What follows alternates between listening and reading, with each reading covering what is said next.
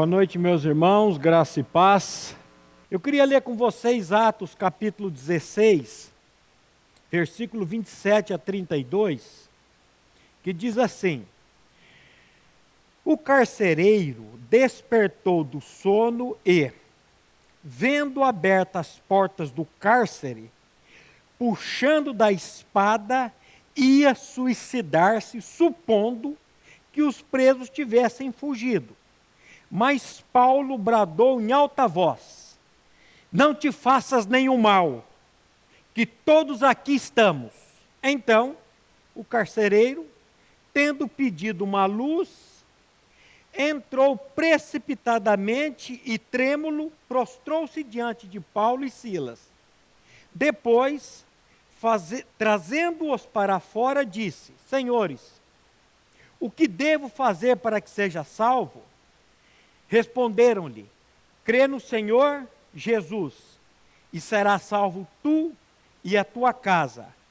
E lhe pregaram a palavra de Deus e a todos os da sua casa. Vamos orar? Pai, queremos nessa noite te louvar, te agradecer, dizer, Pai, que o Senhor está e continua no controle deste mundo. E, Pai, quero pedir nessa noite em especial para alguns, se não muitos irmãos que estão, de certa forma, apavorados. Pai, eles, como eu, muitas vezes somos incrédulos. Não sabemos discernir os tempos. Por isso, Pai, tem misericórdia de nós e nos revele a bendita pessoa do seu Filho amado. Mostre-nos que isso que está acontecendo no mundo é fruto da tua misericórdia, para nos examinarmos a nós mesmos, para ver se realmente estamos na fé genuína que vem de ti. Colocamos cada família que nos acompanham e que hão de acompanhar posteriormente, graças à tecnologia da gravação. Fale conosco, Pai, nessa noite, por meio da tua santa palavra. Em nome de Jesus, nós te pedimos isso. Amém. Antes de começar a nossa meditação, meus irmãos, de hoje, eu queria fazer algumas perguntas para vocês. Por que será? Por que será que estamos em quarentena? Por que será que Deus está permitindo tudo isso? Você já parou para pensar? Será que não é para que você e eu repensemos a nossa vida? Do que adianta tanto dinheiro no banco? Será que não é para que você e eu paremos com brigas, com picuinhas? Será que não é para que você e eu olhemos para o lado, parar de ficar olhando para o nosso umbigo, para as nossas posses? Vamos fazer um cruzeiro? Vamos para Disney? Vamos para Dubai? Quantos irmãos aqui da comunidade tiveram que cancelar suas viagens por causa dessa pandemia aí? Adiar, desistir da viagem. Será que Deus não quer que você use esse dinheiro para outra coisa? Já que você está dando ideia, pastor Maurício, para que eu vou usar esse dinheiro? Você quer saber mesmo, meu irmão? Fala a verdade, eu não sei não. Mas pergunte para Deus. Coloque-se diante de Deus, eu tenho certeza que Deus vai responder essa pergunta para você. Eu creio que esse tempo é um tempo mais de misericórdia do que de julgamento. Tem gente dizendo aí que esse vírus é uma das trombetas de Deus. Menos, meu irmão, menos. Vai estudar um pouquinho de escatologia. Isso aqui que está acontecendo, isso aqui é um cafezinho pequeno diante daquilo que vai acontecer, ainda segundo a palavra de Deus, diante daquilo que vai vir ainda. Isso aqui é só uma pequena amostra. E mais uma coisa que eu quero dizer, e já disse aqui, esse vírus, ele está aí com a permissão de Deus. Ele está debaixo da soberania, ele está debaixo do controle de Deus. Será que eu posso ouvir um amém aí na sua casa, meu irmão? Ou você está morrendo de medo aí, está apavorado?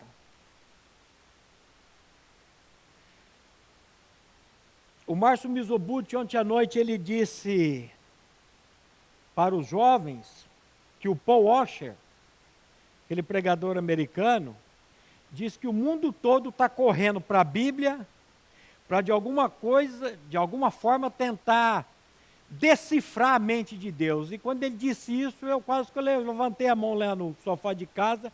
Eu também voltei a estudar Apocalipse, comecei a ver as minhas posições, a milenista, pré-milenista, o que eu sou. E, com a graça de Deus, nós vamos tratar esse assunto aqui com a comunidade também. Mas ele disse isso, as pessoas estão correndo para a Bíblia para tentar de alguma maneira descobrir qual é a próxima peça que Deus vai mexer no xadrez dele, o que ele vai fazer. E eu vou dizer para você, meu irmão, para com isso. O apóstolo Paulo disse assim: ó profundidade da riqueza, tanto da sabedoria como do conhecimento de Deus. Quão insondáveis são os teus juízos e quão inescrutáveis os teus caminhos. Quem, pois, conheceu a mente do Senhor? Ou quem foi o seu conselheiro? Então, meu irmão, fica calmo, que Deus está no controle.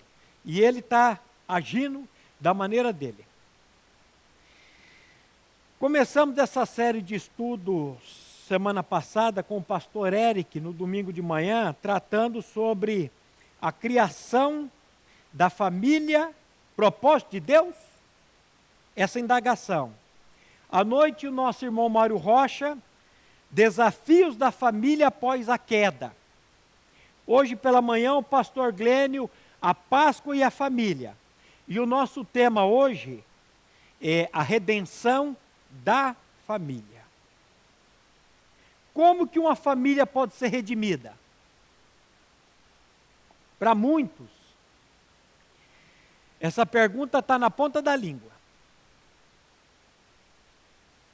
Algumas pessoas vão dizer, que pergunta mais idiota, como que uma família pode ser redimida? Só tem uma maneira de uma família ser redimida. Mas eu tenho certeza que para alguns, em contrapartida, existe uma confusão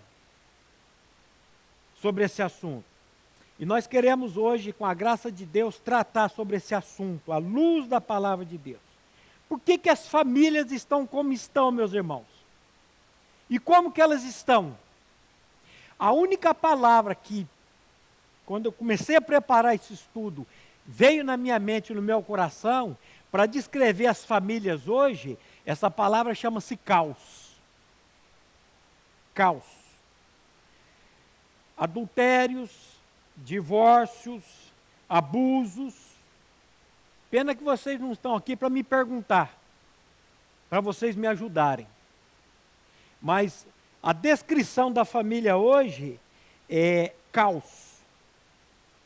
E eu creio que Romanos 5,12, ela vai explicar tanto o coronavírus, como tantas pragas que já caíram no mundo e as que vão cair ainda, e consequentemente esse caos nas famílias.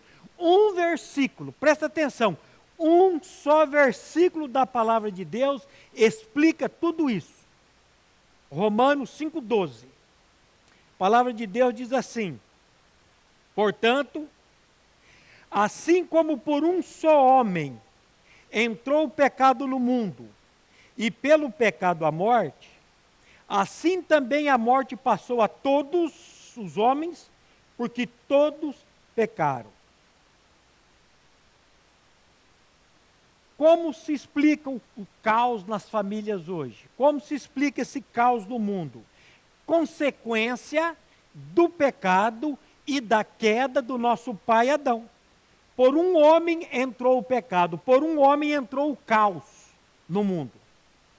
Enquanto nós não entendermos a queda, nós não vamos entender esse caos. Toda pessoa que nasce nesse mundo, a palavra de Deus diz que ela nasce destituída, separada da glória de Deus. E no Salmo 51,5, É um texto bem conhecido por nós, porque se o nosso tema hoje é redenção, nós temos que descobrir do que o homem tem que ser redimido. E no Salmo 51:5, o salmista diz assim: eis que eu nasci na iniquidade e em pecado me concebeu a minha mãe. Você e eu nascemos com a natureza adâmica, você e eu nascemos com a natureza pecaminosa, você e eu nascemos com a natureza iníqua, perversa e maligna. Do que nós temos que ser redimidos? Dessa natureza. Em contrapartida, nós vamos encontrar Jesus, que veio para remover esse caos, dizendo assim: eu vim para que vocês tenham vida, e vida em abundância. Nós vamos encontrar Jesus dizendo assim: deixo-vos a paz, a minha paz vos dou, não vou lá dou como o mundo a dá. O profeta Isaías, ele profetiza isso, quando ele diz lá no capítulo 9, no versículo 2, ele diz assim: o povo que andava em trevas viu grande luz, e aos que viviam na região da sombra da morte, resplandeceu-lhes a luz. Presta atenção, em meio ao caos, o nosso Senhor vem para restabelecer a ordem. O povo que andava em trevas viu uma grande luz. Que luz é essa, meus irmãos? O que o profeta está apontando aqui? O que o profeta está mostrando aqui? Ele já está mostrando aqui, apontando para a pessoa de Cristo. Vocês lembram de Gênesis 1, de 1 a 3? Quando a palavra de Deus diz assim: no princípio criou Deus os céus e a terra. E a terra, porém, se tornou sem forma, vazia. Olha só, estava sem forma e vazia, e havia trevas sobre a face do abismo, e o Espírito de Deus pairava sobre a face das águas. E disse Deus: haja luz, e houve luz. No caos, Deus e a palavra dele vem, e aí as coisas começam a mudar. O que está faltando nas famílias hoje, meus irmãos? Redenção. O que significa a palavra redenção? Se você colocar lá no Google redenção, vai sair desse jeitinho aqui, ó. Substantivo feminino, teologia, resgate do gênero humano por Jesus Cristo. Significa comprar, preço de soltura, ou preço de um resgate, uma liberação obtida pelo pagamento de um resgate. E esse resgate só pode ser feito pela obra de Cristo no Calvário. Você não pode remir, você não pode pagar o resgate, nem o seu, e muito menos dos seus. Essa redenção precisa ser feita de cima para baixo, não de baixo para cima. E eu quero dizer uma coisa aí para você, mãe. Para você, pai, também. Você não pode remir seu filho, mãe. Eu sei que você queria muito colocar a sua fé, colocar o seu amor que você tem por Deus no coração do seu filho, mas você não pode. Você, pai, não pode remir o seu filho por você. Isso precisa ser feito por Deus. Então desista e peça para Deus. Só Deus em Cristo pode fazer uma obra de remir o seu filho de toda iniquidade, de todo o pecado. Lá no Salmo 49, versículos 7 e 8, o salmista vai nos instruir assim: ao irmão, verdadeiramente ninguém o pode remir, nem pagar por ele a Deus o seu resgate. Pois a redenção da alma deles é caríssima, e cessará a tentativa para sempre. Você não pode remir a seu irmão. Você não pode remir seu filho. E o preço aqui, ele está dizendo aqui, é caríssimo. Só Deus pode. O que eu faço então, pastor Maurício? 3 coisas. Ore, ore e ore pela salvação do seu filho. Lembre-se que a Bíblia diz que se nós pedirmos alguma coisa segundo a vontade de Deus, Ele nos ouve. E lembre-se que a Bíblia diz que a vontade de Deus é que todas as pessoas sejam salvas e cheguem ao pleno conhecimento da verdade. Então, mãe, pai, a única coisa que você e eu podemos fazer é orar. É orar. É orar.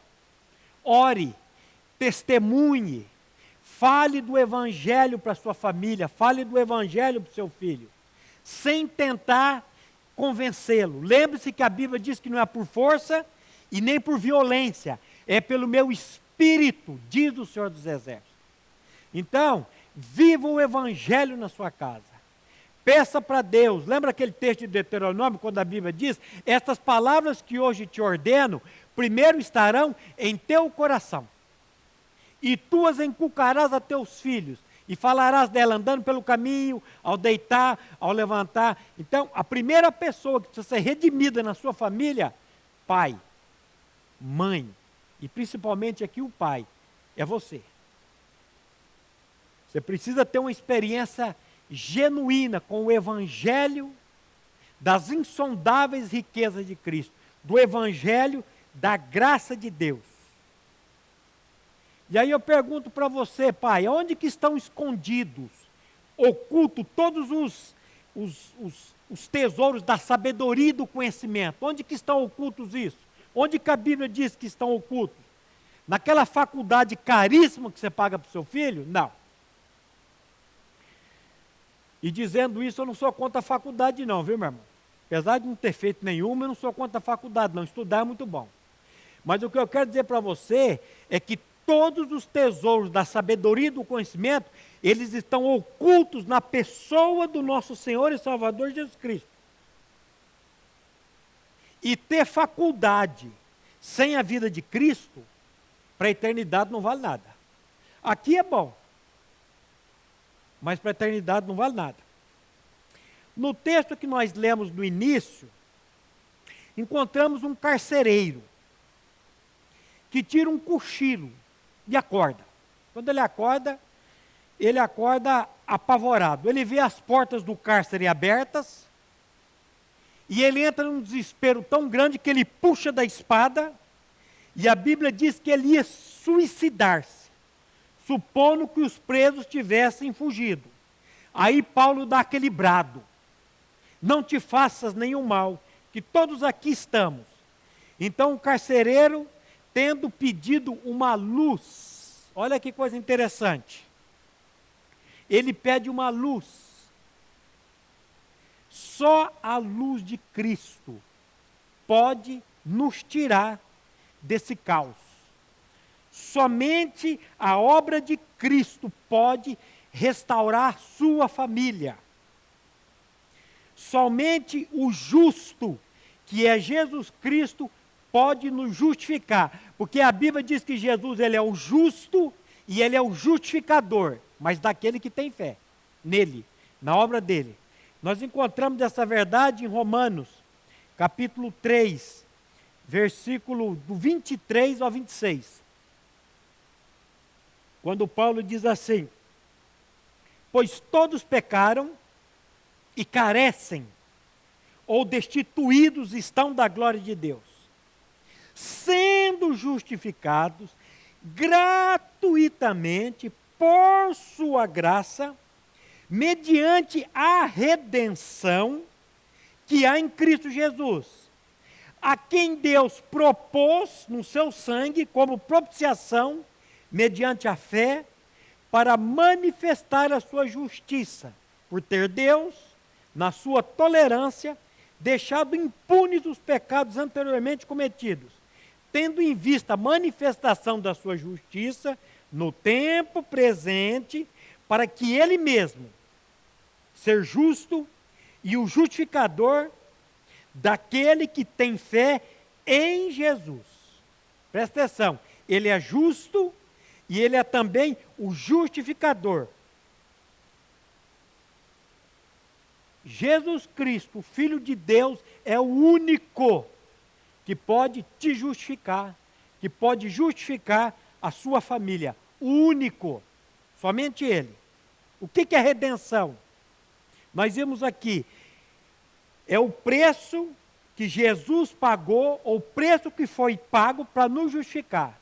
E qual foi o preço que Jesus pagou lá naquela cruz para nos redimir de todo o pecado? 1 Coríntios 6,20 vai dizer assim: porque fostes comprados por preço. Agora, pois, glorificai a Deus no vosso corpo. E 1 Coríntios 7,23, ele vai repetir praticamente a mesma coisa.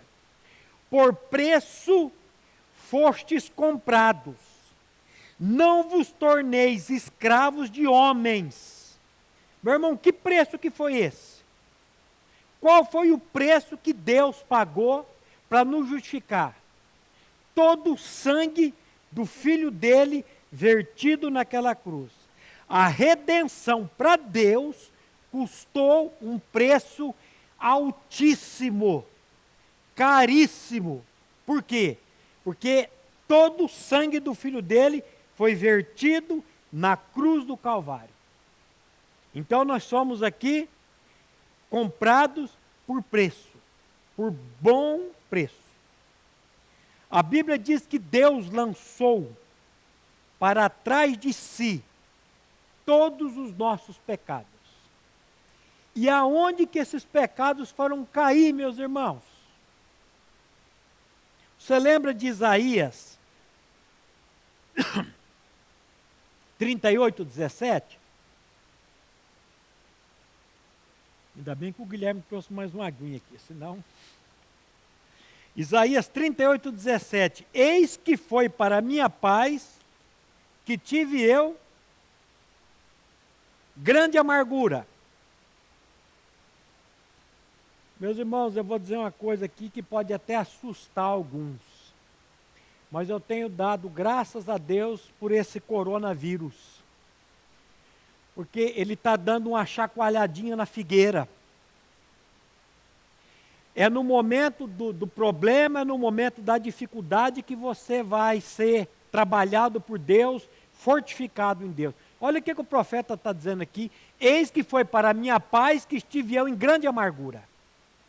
Como é bom você está podendo, aí em casa, analisar a tua fé, examinar você mesmo. A Bíblia diz: examinai-vos a vós mesmos, provai-vos a vós mesmos, para ver se realmente estáis na fé. Então ele está dizendo aqui: eis que foi para a minha paz que tive eu grande amargura. Tu, porém, amaste a minha alma e livraste da cova, e a livraste da cova da corrupção, porque lançaste para trás de ti todos os meus pecados. E onde que esses pecados foram cair, meus irmãos?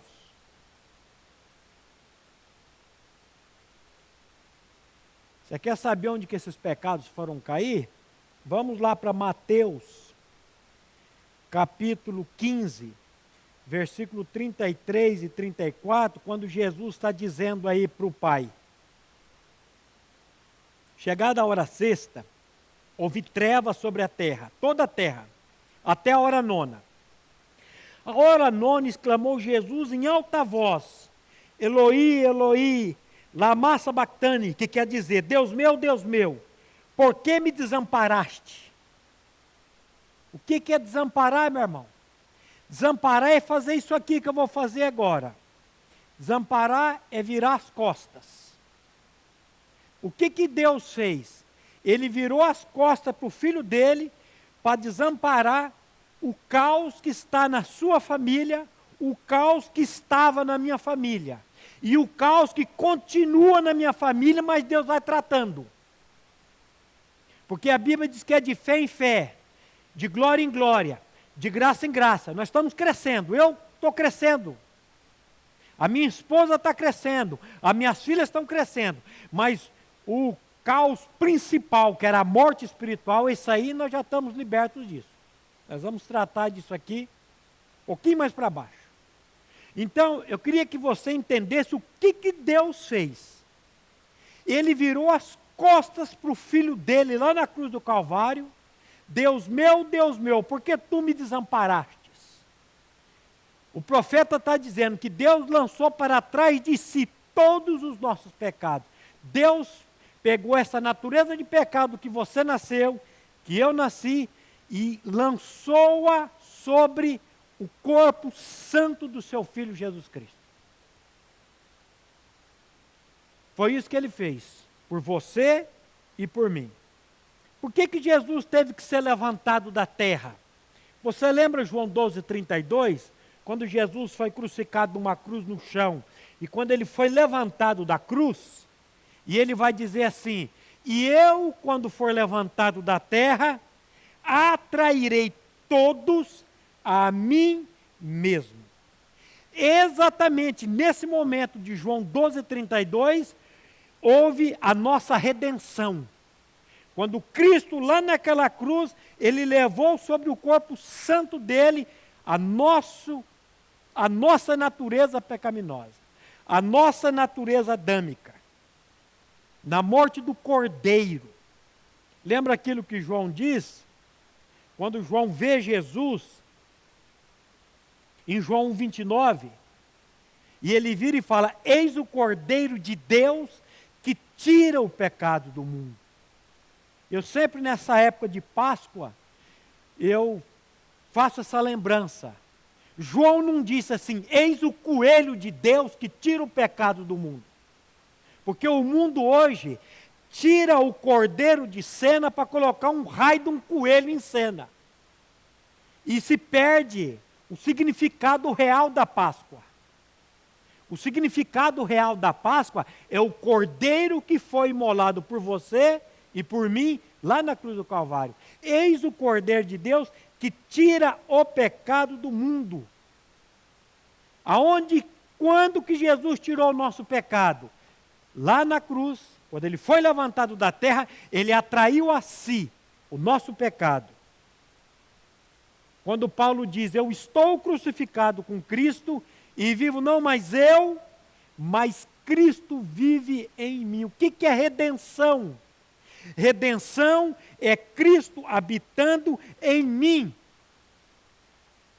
O carcereiro, a Bíblia diz lá, tendo pedido uma luz, entrou precipitadamente trêmulo, prostrou-se diante de Paulo e Silas. Depois, trazendo-os para fora, disse: senhores, o que devo fazer para que seja salvo? Responderam-lhe: crê no Senhor Jesus e serás salvo, tu e a tua casa.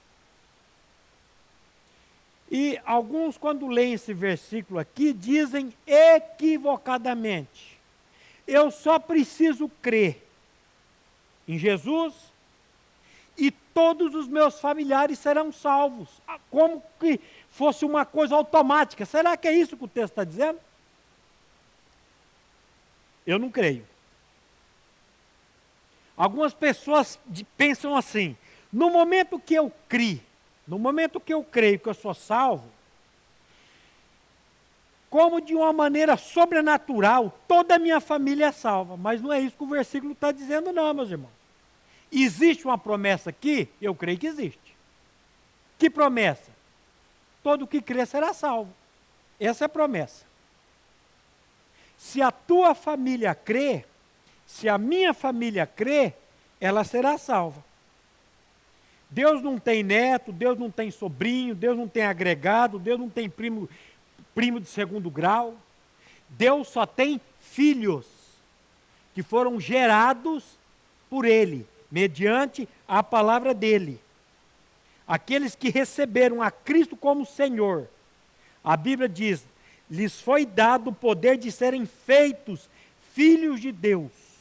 Todo aquele que o receber, todo aquele que crê na obra de Cristo pode ser salvo.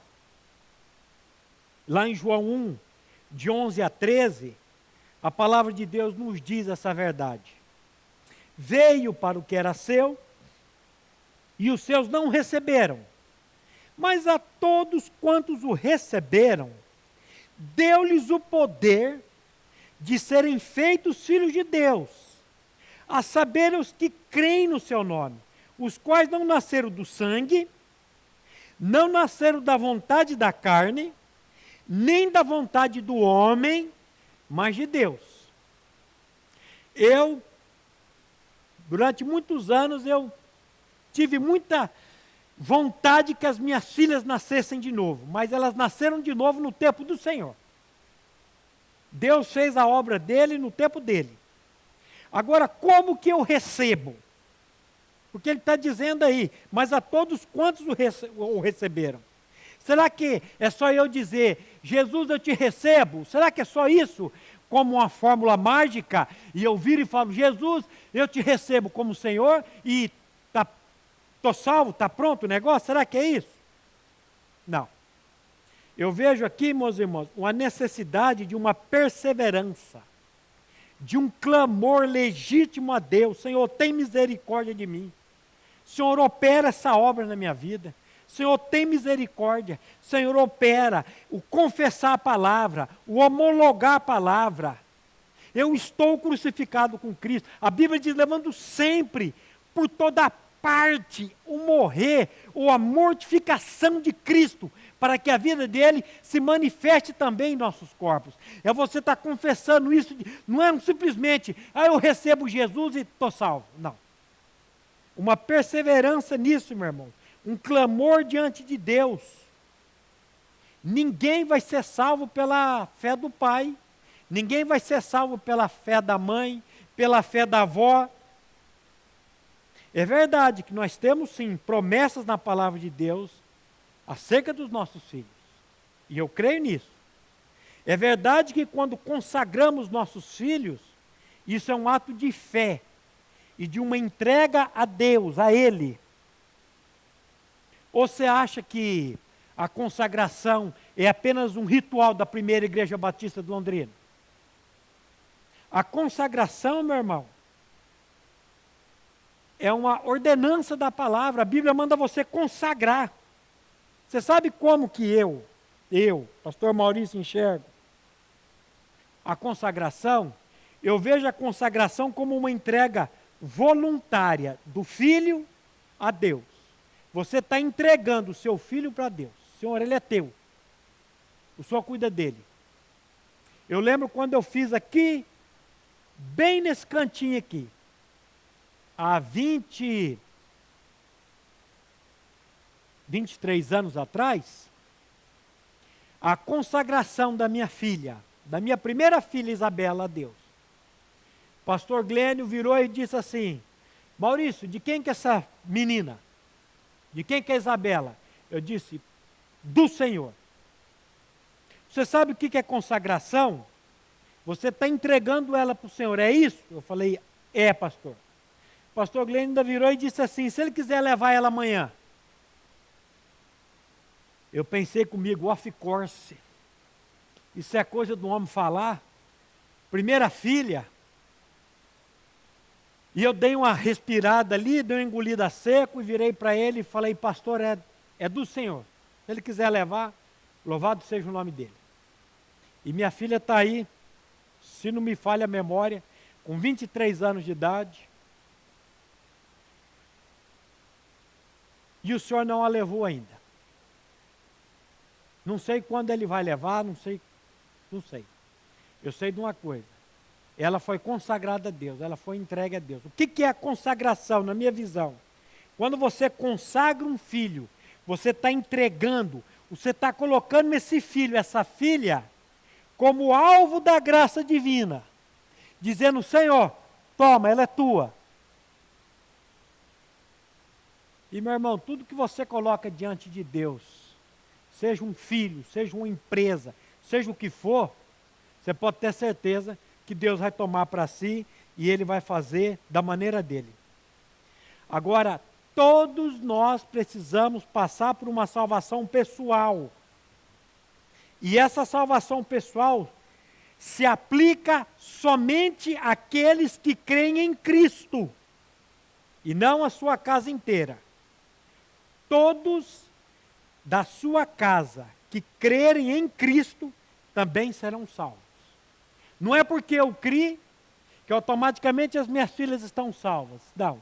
Elas tiveram que ouvir a palavra, elas tiveram que conhecer o Evangelho, elas tiveram que tomar uma decisão diante do Senhor.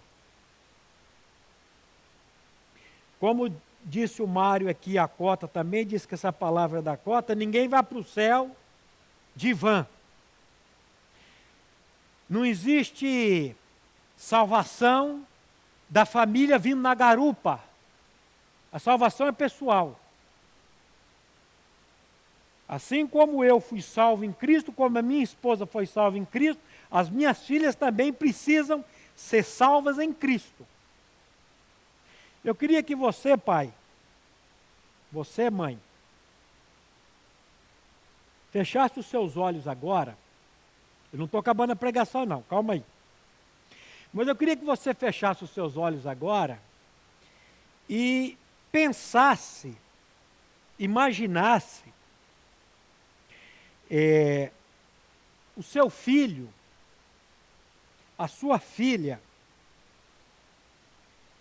Não sei se você consegue imaginar isso, mas tenta imaginar o seu filho no inferno.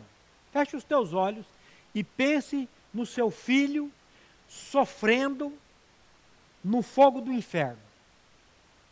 Feche os seus olhos aí, pai, eu fiz isso.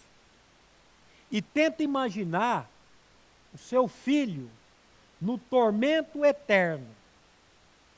Tente imaginar a sua casa. Quando eu digo a sua casa, pode até ser você também, sua esposa, os seus filhos, num tormento eterno no inferno. Tenta imaginar, tenta ter essa visão. Eu fiz isso. E quero que você, com os olhos fechados, pense nessa mesma visão agora, com seu filho, a sua família, no céu, adorando a Deus, na presença eterna diante de Deus. Tenta imaginar isso. E eu vou dizer para vocês que eu fiz isso. E eu não consegui enxergar. Eu tenho 2 filhas. Nenhuma delas no inferno. Não teve como pensar numa coisa dessa. Mas, nesse segundo ponto, olhando a eternidade, olhando uma adoração eterna a Deus, e eu enxerguei ali as minhas filhas adorando, as minhas filhas diante de Deus. Ah, porque você foi um pai perfeito? Não, estou longe de ser um pai perfeito. Mas eu tenho um Deus perfeito, e eu creio num Deus perfeito, que fez uma obra na minha vida, e que pode sim fazer uma obra na vida da minha família, na vida das minhas filhas. Eu tenho certeza disso.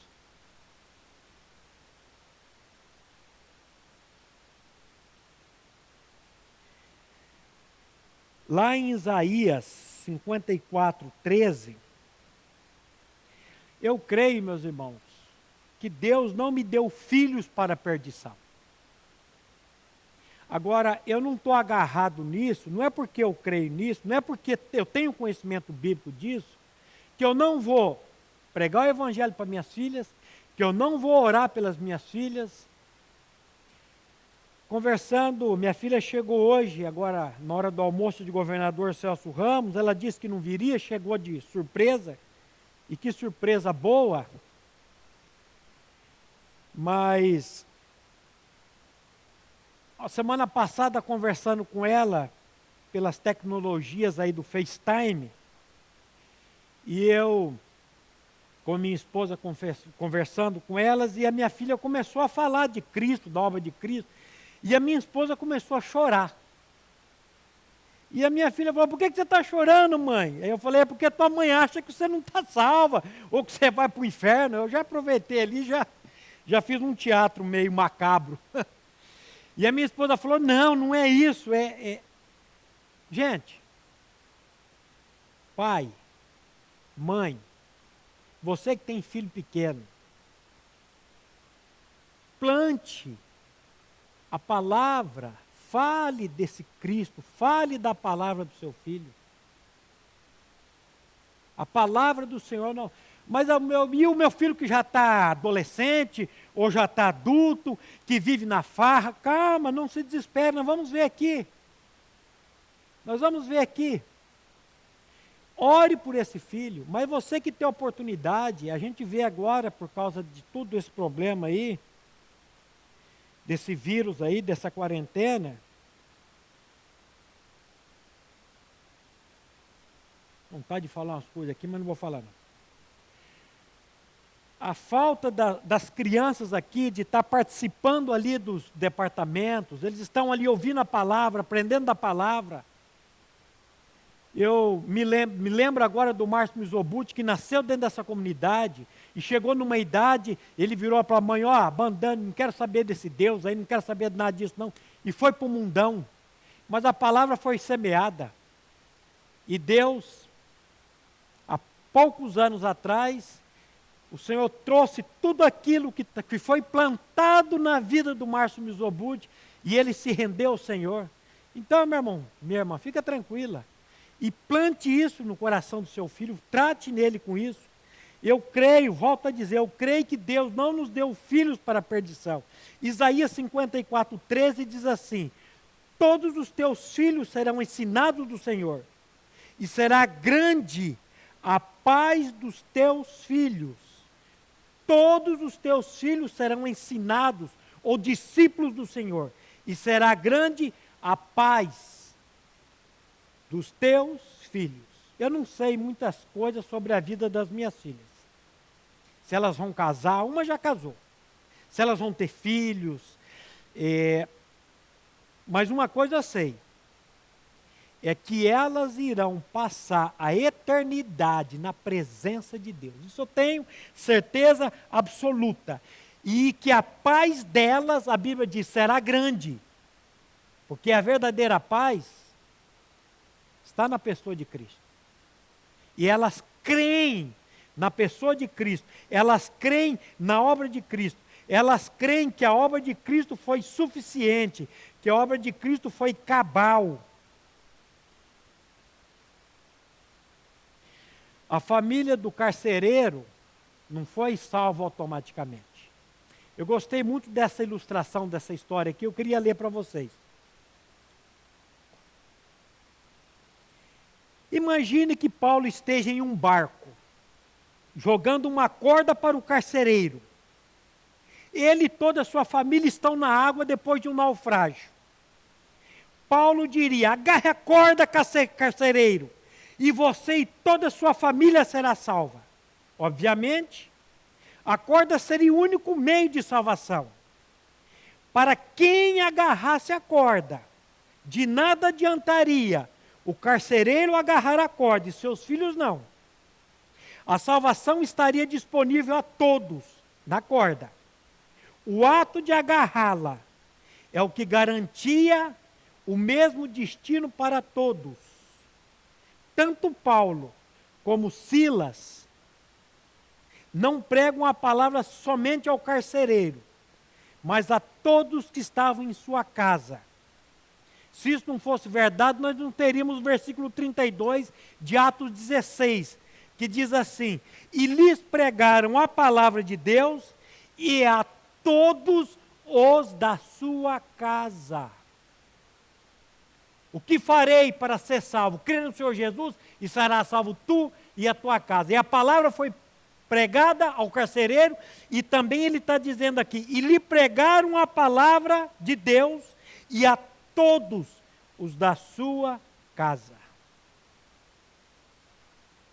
E nós vemos um caso semelhante, no caso de Cornélio, aquele centurião que foi avisado por um anjo. que deveria ouvir as palavras da boca de Pedro, para ser salvo ele e a sua casa. Em Atos 11, versículo 14, a palavra de Deus diz assim: o qual te dirá palavras mediante as quais serás salvo, tu e toda a tua casa. Meus queridos irmãos, eu quero dizer para vocês que a obra de Cristo foi suficiente para todos. Porém, ela é eficiente aos que creem. Os que creem. Aquele que crê é que toma posse. Aquele que segura na corda vai ser salvo. Então, do que adianta? Jesus disse assim: o que aproveita o homem ganhar o mundo inteiro e perder a sua alma? O que daria o homem em troca da sua alma? Você já ouviu aquele ditado que diz que nenhum sucesso compensa o fracasso no lar? O que adianta a sua família ganhar o mundo inteiro e passar uma eternidade no lago de enxofre, de fogo e enxofre?